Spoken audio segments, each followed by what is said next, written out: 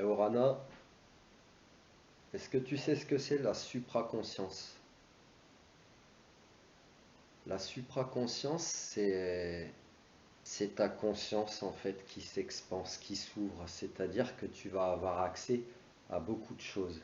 Tu vas avoir accès au subconscient, à l'inconscient, à la conscience collective ou l'inconscient collectif, ça dépend de leur donner. Tu vas apprendre des choses très très vite. Tu vas t'apercevoir qu'il y a beaucoup de savoir en toi, dans tes mémoires cellulaires. Tu vas aussi accéder à des capacités extrasensorielles telles que la voyance, la clairvoyance, la médiumnité, le magnétisme, tout ce qui touche à l'énergétique.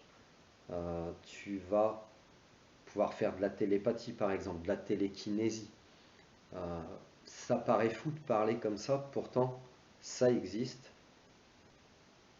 La physique quantique est en train, par exemple, de révolutionner et de perturber, de bousculer toutes les croyances que l'on peut voir de notre monde en termes de matière, puisque cette physique quantique met en contradiction beaucoup de théorèmes qui ont été imposés ou mis dans des carcans depuis plusieurs centaines d'années, peut-être par manque de moyens d'études à l'époque, ou par manque, et aussi par manque de compréhension humaine, c'est-à-dire qu'on n'était pas encore assez large pour comprendre certains phénomènes. Aujourd'hui, au XXIe siècle, parfois tu as quand même l'impression qu'on est encore au Moyen-Âge, dans le sens où tout ce qu'il y a de sérieux en termes d'autre chose que la politique ou toutes ces choses-là, mais tout ce qui peut être sérieux ennuie les gens, ça veut dire que tu n'as plus envie d'apprendre, tu ne veux que du divertissement, souhaiter oublier. Oublier quoi? Oublier qui tu es, oublier tout ce savoir, comme à une époque on a pu brûler des livres. Donc la supraconscience, tous les humains l'ont si tu veux. À force de nous enfermer dans des cases, dans des moules, travaille, consomme et tais-toi, ne réfléchis pas, rigole de tout et même du malheur des autres. Tu ne deviens pas supraconscient, tu dévolues, tu redeviens, excuse-moi, mais on redevient des Cro-Magnons, ni plus ni moins. Donc la supraconscience donne accès à toutes ces capacités, mais c'est aussi une très très grande ouverture d'esprit. Il y a sur la planète maintenant, sur d'autres aussi sûrement, des gens qui ont ces capacités-là. Il y en a plusieurs, il y en a peut-être qui ne comprennent pas, ou qui souhaitent comprendre comment ça fonctionne, qui souhaitent comprendre comment ne pas être impacté.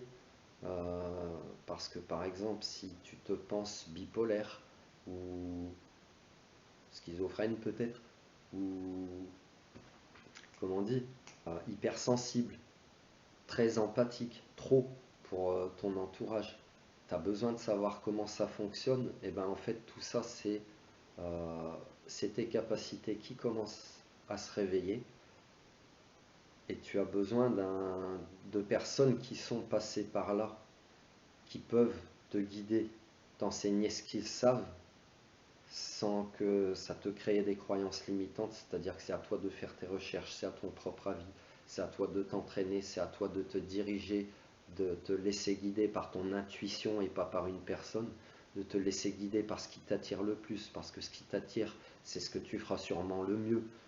Si tu es attiré au magnétisme, intéresse-toi à ça et développe ton potentiel. Tu verras,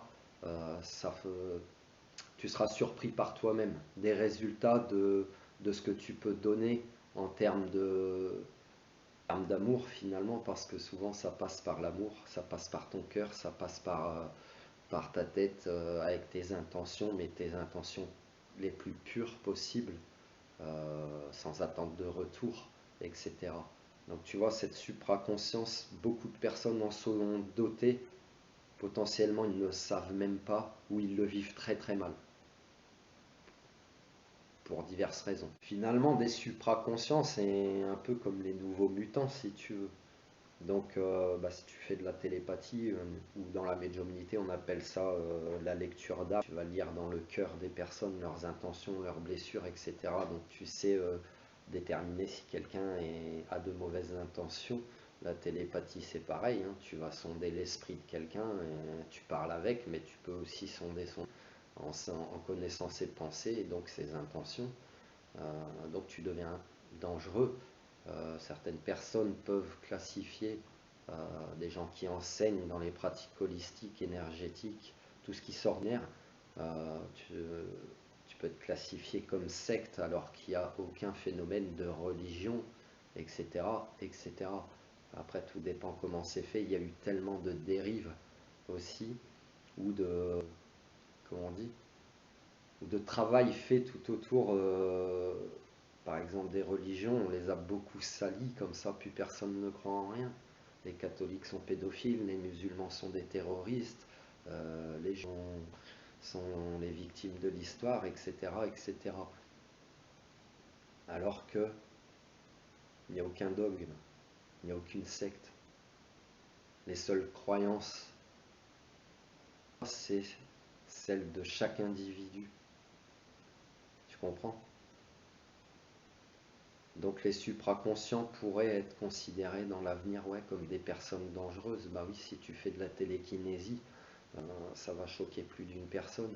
Si tu arrives à voir l'avenir et puis que tu dis à une personne, bah, il t'est arrivé ça, ça, ça, tu vois l'avenir, tu vois le passé, tu voyages dans le temps. Ça paraît fou de dire ça, mais pourtant c'est la capacité que tu as avec ton esprit de voyager dans le temps, de voir les diverses potentialités, parce qu'il y a toujours plusieurs chemins, les multivers, tu vois. Donc, des personnes comme nous, je m'inclus dedans parce que j'ai accès à beaucoup de choses, comme beaucoup, dans ces choses holistiques, énergétiques, etc., dans cette supraconscience. Et tout ça, c'est ton potentiel humain, finalement. Ça n'a rien à voir avec tout ce qu'on peut nous mettre dans la tête, croire, nous faire peur. La peur te contrôle. Donc, on peut te considérer dangereux, on aura peur de toi parce que tu es différent. Ouais, dans certaines parties de cette planète, on a peur de toi parce que tu as une religion différente, parce que tu as une couleur différente, parce que tu penses différemment. Au XXIe siècle, on est loin d'être tous supraconscients, hein. Pourquoi l'humain, il faut se poser la question, pourquoi l'humain, tout ce qu'il ne connaît pas, il en a peur? Au lieu de s'y intéresser.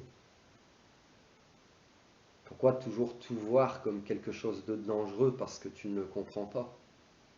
Au lieu de t'y intéresser. Petite parenthèse.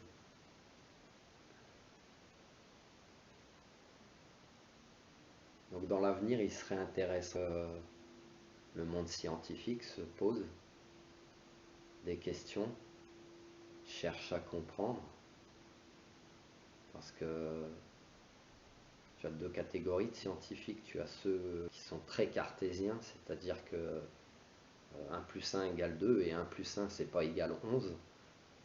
Pourtant, c'est toujours une question de quel point de vue tu te places. Et il y a une deuxième catégorie de scientifiques qui, eux, cherchent à comprendre, à approfondir, mais souvent, eux, finissent dans l'anonymat, la pauvreté, etc.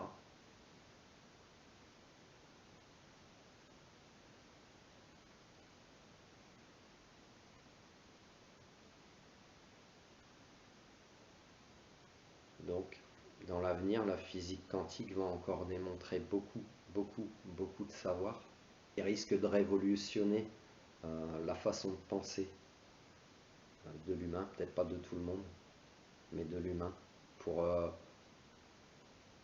une prise de conscience, pour éveiller, nous éveiller. Nous éveiller à quoi? À notre plein potentiel, qu'on n'est pas que un sac de viande, de chair, d'os. On a aussi une capacité à raisonner, qui est notre cerveau, qui est l'esprit, ce qu'on appelle, qui est comme un ordinateur. Dans ton corps, tu as aussi des mémoires cellulaires. Donc ces mémoires cellulaires, les médecins t'expliqueront que quand tu te fais mal, eh bien, ton corps se souvient de certaines choses. eh bien ton corps parfois il a des blocages dus à des vies antérieures. Et oui, ça existe. Si tu n'y crois pas, c'est pas grave. Ce sont mes croyances, ce ne sont pas les tiennes. Et dans ton corps, tu as une âme aussi, un principe qui est là, qui intègre ton corps au premier battement de ton cœur dans le ventre de ta mère. Le cœur est le siège de ton âme. Corps, âme, esprit, la Trinité, tu comprends. Donc toutes ces choses, la science va commencer à démontrer beaucoup, beaucoup de choses dans l'avenir. Il y a des expériences par exemple qui sont faites pour connaître le poids d'une âme quand tu expires ton dernier souffle. Il y a des séances qui filment l'âme s'élever du corps pendant que des personnes sont dans le coma artificiel, etc. etc. Il y a plein de choses. Les appareils électroniques, par exemple, permettent de voir certaines choses que tu ne vois pas avec tes yeux d'humain. Nous sommes tous différents, donc nous avons tous aussi une perception du monde qui nous entoure différente, des ressentis différents. Ça ne veut pas dire que tout le monde est fou ou que tout le monde ment ou que tout le monde s'invente un film. Nous sommes juste tous différents, c'est tout. Donc je te laisse méditer là-dessus et puis si tu veux qu'on continue d'en discuter, je t'attends dans les commentaires. Et toi, est-ce que tu es un supra? Est-ce que tu as besoin de quelqu'un pour t'aiguiller, pour te guider, pour t'aider à comprendre, à mieux vivre tout ça? Je te laisse m'en faire part dans les commentaires. Prends soin de toi.